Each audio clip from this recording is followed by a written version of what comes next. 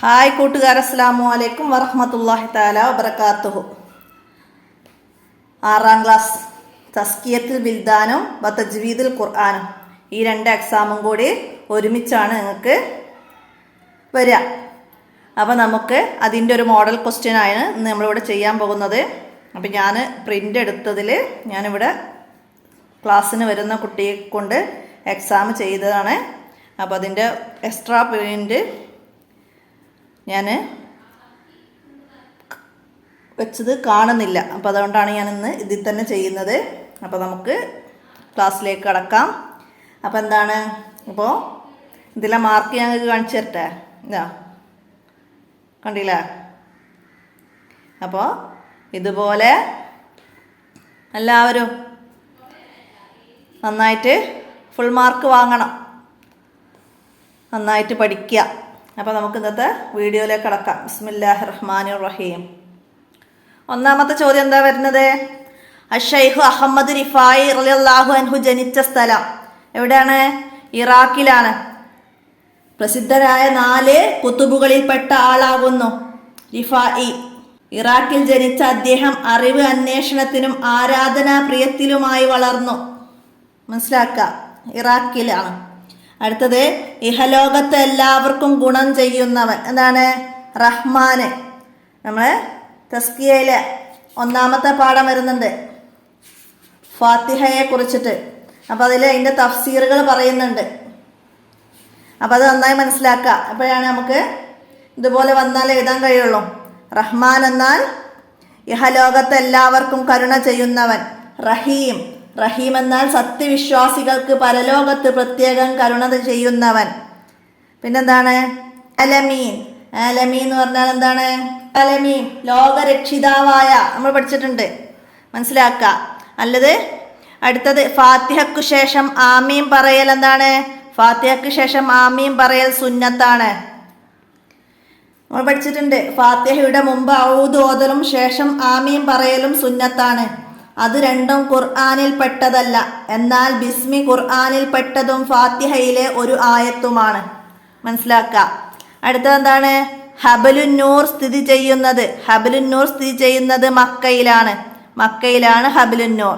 അടുത്തത്, ഫാ, ബാ, വാവ്, മീമ് എന്നീ അക്ഷരങ്ങളുടെ മഹ്റജ്. എന്നീ അക്ഷരങ്ങളുടെ മഹ്റജ് ഏതാണ്? ഷഫത്താനി. അക്ഷരങ്ങൾക്ക് പൊതുവെ 5 മഹ്റജുകളാണുള്ളത്. ഖലക്ക്, ഷഫത്താനി, ഹൈഷൂമ്, ഹവാ ഉൽ ഫമ്മ്, ലിസാന്. അപ്പം അത് ഓരോന്നിൻ്റെ അക്ഷരങ്ങൾ നമ്മൾ പഠിച്ചിട്ടുണ്ട്, മനസ്സിലാക്കി പഠിക്കുക. ഹലക്കിൻ്റെ അക്ഷരങ്ങൾ ഹംസ, ഹ, ഐന്, ഹ, ഒയിന്, ഹ. ഷഫത്താനി നമ്മളോട് പറഞ്ഞു. ഹൈഷൂം തരിമൂക്ക്, മീമുൻ നൂനും. ഹവാ ഉൽ ഫമ്മി വായയുടെ ഉൾഭാഗം, അലിഫ്, വാവ്, യാ. ലിസാന് നാവിൽ നിന്ന് വരുന്നത് നമ്മൾ പഠിച്ചിട്ടുണ്ട്. അപ്പം അതൊക്കെ നന്നായി മനസ്സിലാക്കുക. അറബി അക്ഷരങ്ങളിൽ പുള്ളിയുള്ള 15 അക്ഷരങ്ങളുണ്ട്. അതുപോലെ 2 പുള്ളിയുള്ള അക്ഷരങ്ങൾ 3 എണ്ണം. 2 പുള്ളിയുള്ള അക്ഷരങ്ങൾ 3. താ, ഖാഫ്, യാ. അക്ഷരങ്ങൾ പുറപ്പെടുന്ന സ്ഥലത്തിനാണ് മഹ്റജ് എന്ന് പറയുന്നത്. മനസ്സിലാക്കുക. അടുത്തത്, റഹ്മത്തിനെ പരാമർശിക്കുന്ന ആയത്തോതുമ്പോൾ കാരുണ്യം ചോദിക്കണം. അപ്പോൾ അതിൽ നമ്മൾ പഠിച്ചിട്ടുണ്ട് എന്താണ്? സബ്ബിഹിസ്മ റബ്ബിക്കൽ അഅ്ലാ പോലുള്ള തസ്ബീഹിന്റെ ആയത്ത് ഓതുമ്പോൾ സുബ്ഹാനല്ലാ എന്ന് ചൊല്ലണം. സൂറത്തു തീന് പാരായണം ചെയ്തു കഴിഞ്ഞാൽ ബലാ വാന അലാ ദാലിക മിനശ് ഷാഹിദീൻ എന്നും, സൂറത്തുൽ ആഷിയയിൽ സുമ്മ ഇന്ന അലൈനാ ഹിസാബഹും എന്നോതിയാൽ അല്ലാഹുമ്മ യസ്സിർ അലൈനാ ഹിസാബന എന്നും, സൂറത്തുൽ മുൽക്ക് പാരായണം ചെയ്തു കഴിഞ്ഞാൽ അല്ലാഹു റബ്ബുൽ ആലമീൻ എന്ന് ചൊല്ലലും സുന്നത്തുണ്ട്. അപ്പോൾ അതൊക്കെ മനസ്സിലാക്കുക. മാച്ച് ചെയ്യാനൊക്കെ രീതിയിൽ വരാം, മനസ്സിലാക്കുക. അടുത്ത, ചേരുംപടി ചേർക്കുക. അപ്പം എന്താണ് ഇവിടെ വന്നത്? 10 വർഷം നബി സല്ലല്ലാഹു അലൈഹി വസല്ലമക്ക് സേവനം ചെയ്ത സഹാബിയാണ് ആര്? അനസ് റളിയല്ലാഹു അൻഹു. അപ്പം അതിൻ്റെ ബി നമുക്ക് അവിടെ എഴുതാം. ഇമാം ഷാഫി റളിയല്ലാഹു അൻഹുവിൻ്റെ ഉസ്താദ്. ഇമാം ഷാഫി റളിയല്ലാഹു അൻഹുവിൻ്റെ ഉസ്താദാണ് വക്കീ റളിയല്ലാഹു അൻഹു. മനസ്സിലാക്കുക. അടുത്ത, നബി സല്ലല്ലാഹു അലൈഹി വസല്ലമയുടെ വഹി എഴുത്തുകാരനാണ് സയ്യിദ് ഇബ്നു സാബിത്ത് റളിയല്ലാഹു അൻഹു. അടുത്തത് മുസ്ഹഫിൻ്റെ കോപ്പികൾ തയ്യാറാക്കി വിവിധ നാടുകളിലേക്ക് അയച്ചു. ഉസ്മാൻ റളിയല്ലാഹു അൻഹുവിൻ്റെ ഭരണകാലത്താണ് ഖുർആൻ ഒരു ഗ്രന്ഥരൂപത്തിലാക്കാൻ നിർദ്ദേശം നൽകിയത് അബൂബക്കർ റളിയല്ലാഹു അൻഹു. ഒന്നാം ഖലീഫയായ അബൂബക്കർ റളിയല്ലാഹു അൻഹു ആണ് അതൊരു ഗ്രന്ഥരൂപത്തിലാക്കാൻ കൽപ്പിച്ചത്. മൂന്നാം ഖലീഫയായ ഉസ്മാൻ റളിയല്ലാഹു അൻഹു ആണ് അതിൻ്റെ പകർപ്പുകൾ തയ്യാറാക്കി വിവിധ നാടുകളിലേക്ക് അയച്ചത്. അപ്പോൾ ഇതുപോലെ പാഠഭാഗത്തിൽ വന്ന എല്ലാം ഇതുപോലെ നെസ്സില് പാഠഭാഗത്തിലൊക്കെ വന്നതൊക്കെ എല്ലാവരും ഒന്നായി മനസ്സിലാക്കി പഠിക്കുക. ഇനി പൂരിപ്പിക്കാനാണ്. എന്താണ്? വതഅല്ലമുൽ ലിൽ ബാബി മിൻ ഇൽമിൻ ലഹു ഫളലുൻ അലാ ഡാഷ് നാഫില. നമ്മൾ തസ്കിയയിൽ നിന്ന് രണ്ടാമത്തെ ചാപ്റ്റർ ത്വരീഖ ഇലാൽ ജിനാൻ, സ്വർഗത്തിലേക്കുള്ള വഴി എളുപ്പമാക്കും. അപ്പോൾ അതിൽ നമ്മൾ അവസാനത്തെ ലഫ്ലാണത് ആ ബൈത്തിലെ. അപ്പോൾ ഇതേപോലെ വിട്ട ഭാഗം പൂരിപ്പിക്കാൻ വരും. അപ്പോൾ നമ്മൾ ആ ബൈത്ത് നന്നായി കാണാതെ പഠിച്ചാലാണ് നമുക്ക് ഇതുപോലെ എഴുതാൻ കഴിയുള്ളൂ. എന്തായിരുന്നു അതിൻ്റെ അർത്ഥം വന്നത്? ഇൽമിൽ നിന്ന് ഒരു ഭാഗം പഠിക്കുന്നത് 100 റക്അത്ത് സുന്നത്ത് നിസ്കരിക്കുന്നതിനേക്കാൾ ശ്രേഷ്ഠതയുണ്ട്.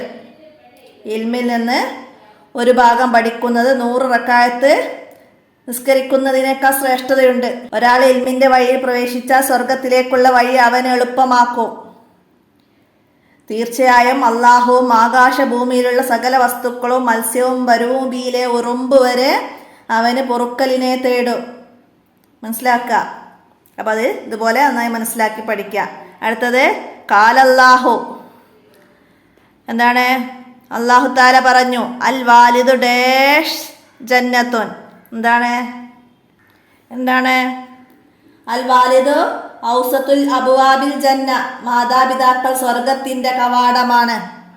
മാതാപിതാക്കൾ സ്വർഗത്തിന്റെ കവാടമാണ്. റിളല്ലാഹു ഫീ റിളൽ വാലിദൈനി. എന്താണ്?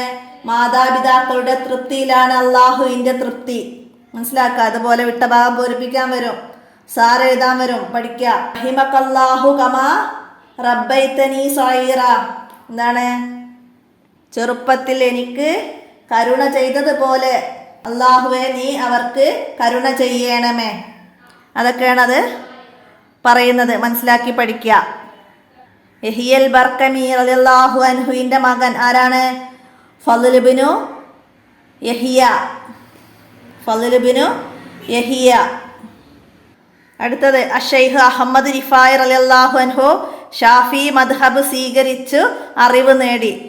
മനസ്സിലാക്കുക. അടുത്തതാ ഫലൗലാ ഇൽമു ഡാഷ് റിജാലും വലൗ ഉരിഫ ഹലാലും വലൽ ഹറാമു. എന്താണ് അവിടെ പറയുന്നത്?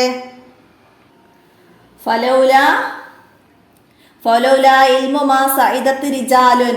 അപ്പോൾ അവിടെ മാ സഇദത്ത് റിജാലുൻ അതാണ് എഴുതേണ്ടത്. എന്താണ് അതിൻ്റെ അർത്ഥം പറഞ്ഞത്? എന്തായിരുന്നു? അറിവില്ലെങ്കിൽ ഒരാളും സൗഭാഗ്യം വരിക്കുകയില്ല, ഹലാലും ഹറാമും അറിയപ്പെടുകയുമില്ല. മനസ്സിലാക്കുക. ഈ പാഠഭാഗമൊക്കെ നമ്മൾ റിവിഷൻ്റെ പാഠത്തിൽ നന്നായിട്ട് പറയുന്നുണ്ട്. അപ്പം അത് പാഠത്തിൻ്റെ ഓരോന്നിൻ്റെ അർത്ഥവും ആശയങ്ങളും അതിൽ നിന്ന് വരുന്ന ചോദ്യങ്ങളൊക്കെ ഉണ്ട്. അതൊക്കെ നന്നായി മനസ്സിലാക്കി പഠിക്കുക. അപ്പം ഞാനിതിൽ കൂടുതൽ പറയുന്നില്ല. അടുത്തത് നോക്കാം. ഖുർആൻ പാരായണം ചെയ്യുന്ന വിശ്വാസിയുടെ അകവും പുറവും എന്താണ്? ഡാഷ് ആണ് എന്നാണ് നബി സല്ലല്ലാഹു അലൈഹി വസല്ലമ പഠിപ്പിക്കുന്നത്. എന്താണ്? ഖുർആൻ പാരായണം ചെയ്യുന്ന വിശ്വാസിയുടെ അകവും പുറവും മഹത്തരമായിരിക്കും എന്നാണെന്ന് നബി സല്ലല്ലാഹു അലൈഹി വസല്ലമ പഠിപ്പിക്കുന്നുണ്ട്. ഖുർആൻ പാരായണം ചെയ്യുന്ന വിശ്വാസിയുടെ അകവും പുറവും മഹത്തരമാണ് നബി സല്ലല്ലാഹു അലൈഹി വസല്ലമ പഠിപ്പിക്കുന്നത്. മാഹിറു ഫിൽ ഖുർആനി മാ ഷഫറത്തിൽ കിറാമിൽ ബററ. എന്താണ്? ഖുർആൻ നന്നായി പഠിച്ചു പാരായണം ചെയ്യുന്ന വ്യക്തി അല്ലാഹു തആലയുടെ അത്യുന്നതരായ മലക്കുകളോടൊപ്പമാണ്. മനസ്സിലാക്കി പഠിക്കുക. അടുത്തത് എന്താണ്? അൽ മുസ്ഹഫ് ഇമാമിലെ അക്ഷരങ്ങൾക്ക് പുള്ളിയോ മറ്റു ചിഹ്നങ്ങളോ ഉണ്ടായിരുന്നില്ല.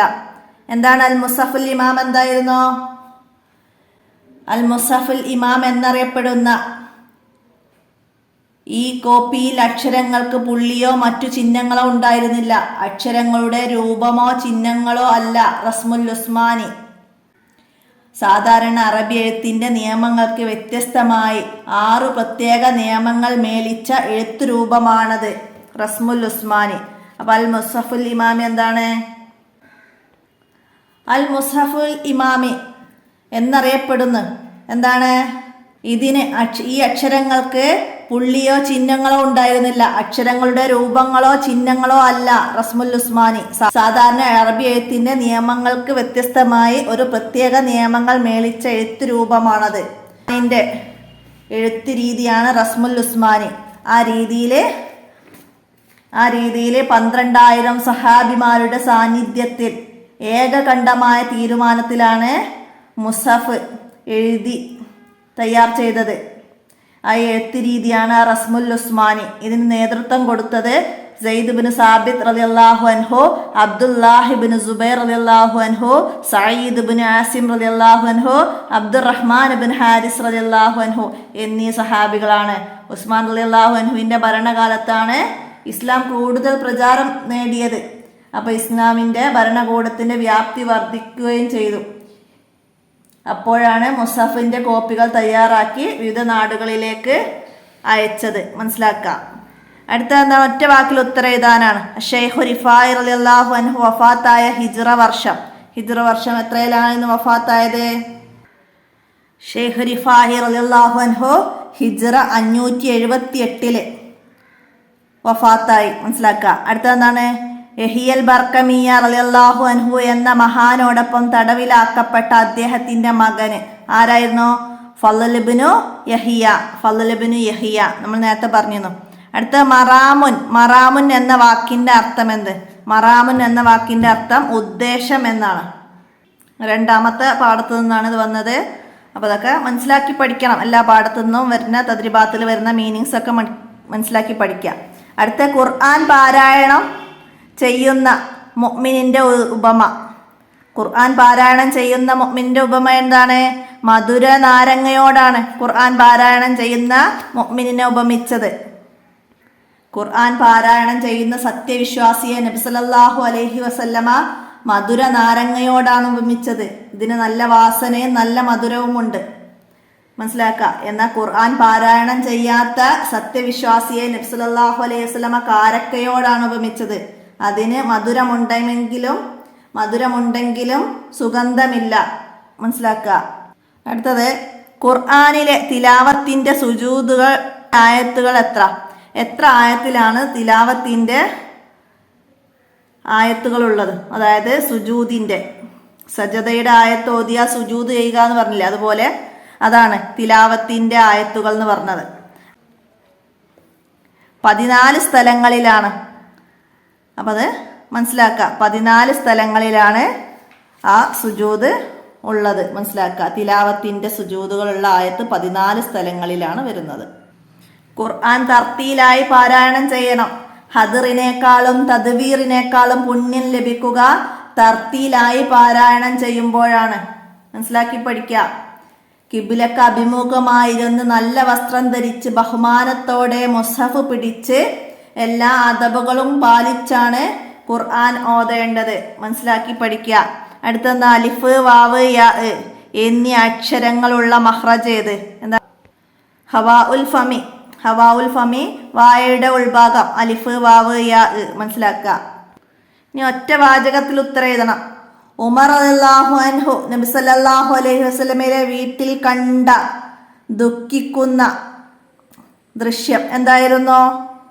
ഉമർ റളിയല്ലാഹു അൻഹു നബി സല്ലല്ലാഹു അലൈഹി വസല്ലമയുടെ വീട്ടിൽ ചെന്ന് അവിടെ കണ്ട ദൃശ്യങ്ങൾ അദ്ദേഹത്തെ വളരെ വിഷമത്തിലാക്കി. എന്തായിരുന്നു ആ ദൃശ്യങ്ങൾ? എന്തായിരുന്നു ആ കാഴ്ച? അദ്ദേഹത്തെ ദുഃഖത്തിലാഴ്ത്തുകയും അസ്വസ്ഥനാക്കുകയും കരയിപ്പിക്കുകയും ചെയ്തു. എന്തായിരുന്നു?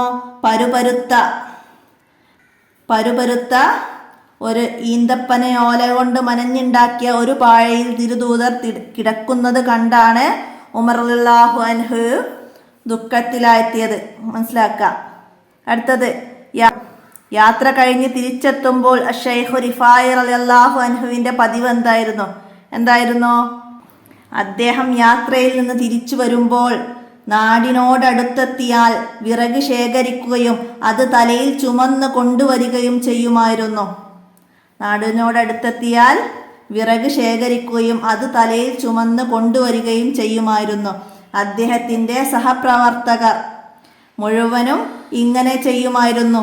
നാട്ടിലെത്തിയാൽ ചുമന്നു കൊണ്ടുവന്ന വിറക് വിധവകൾക്കും പാവപ്പെട്ടവർക്കും വാതരോഗികൾക്കും മറ്റു രോഗികൾക്കും അന്ധന്മാർക്കും വൃദ്ധന്മാർക്കും ഇടയിൽ വീതിച്ചു നൽകുമായിരുന്നു. എല്ലാ മനുഷ്യരോടും അധികരിച്ച ദയ കാണിക്കുന്നവരും എല്ലാ ജീവികളോടും കൂടുതൽ കാരുണ്യം കാണിക്കുന്നവരുമായിരുന്നു റളിയല്ലാഹു അൻഹു. അപ്പൊ ഇവിടെ മനസ്സിലാക്കിയിട്ട് എഴുതുക. നമ്മൾ പറഞ്ഞ നാടിനോടടുത്താൽ അദ്ദേഹം വിറക് ശേഖരിച്ച് അത് തലയിൽ ചുമന്നു കൊണ്ടുവരികയും അദ്ദേഹത്തിന്റെ സഹപ്രവർത്തകരും അത് ചെയ്യുമായിരുന്നു. എന്നിട്ട് നാട്ടിലെത്തിയിട്ട് എല്ലാവർക്കും വീതിച്ചു നൽകും. മനസ്സിലാക്കാം. അടുത്ത് ഫാത്തിഹക്ക് അസബു മസാനി എന്ന് പേര് പറയപ്പെടാൻ കാരണം എന്താണ്?